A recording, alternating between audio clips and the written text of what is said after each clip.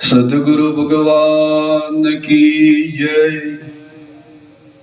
તમારા જ્ઞાન ઉપર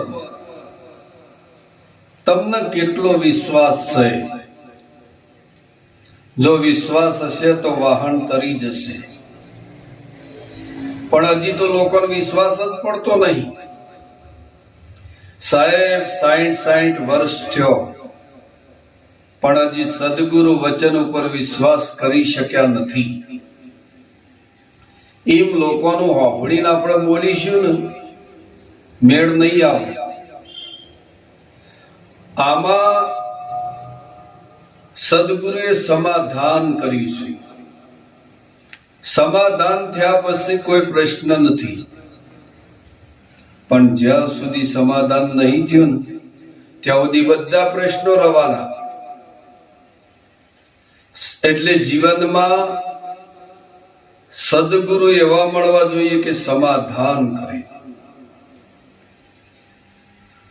તો અહીંયા મોટા બનવાનો કોઈ પ્રયત્ન નથી, નાના બનવાનો કોઈ પ્રયત્ન નથી. આ જે નાના અને મોટાનો ભેદ ટાળી દે એનું નામ સદગુરુ. સદગુરુ કોઈ વ્યક્તિ નથી. સદગુરુ હાડ અને ચોપડાના પણ નથી. સદગુરુ તમે જ્યાં ભજનમાં બેઠા હોય ત્યાં હાજર જ છે. એ સ્વરૂપ છે અને એ સ્વરૂપ અજરા અમર છે. સદગુરુના દેશમાં સદગુરુનો જન્મ ના થાય, સદગુરુનું મરણ પણ ના હોય. નગર ઘણા તો એમ કહેતા હોય કે અમારા ગુરુજી તો મરી ગયા. એટલે તમારા ગુરુજી મરી ગયા, આ જ્ઞાનની ખબર નથી. ગુરુજી યથાર્થ છે, તમને ખબર નહીં. સદગુરુનો જે દેશ છે ને એ જન્મ મરણ જગતથી માયાથી સપનાથી પર છે. અને પરદેશમાં જો તમને સ્થાન મળી જાય તો તમારા ઘેર બેઠા ગંગા.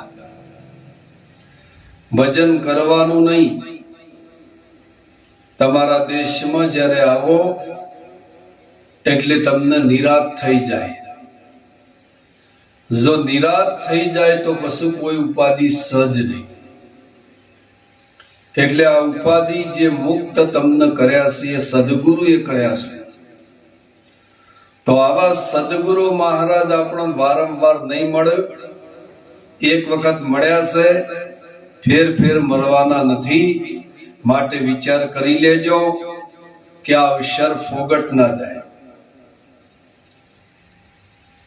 ખરેખર આજે જેને સત્સંગમાં રુચિ ધરાઈ નથી ને એને માર્ગ મળ્યો જ નહીં. પેલા તો હોભળતો જ નહીં.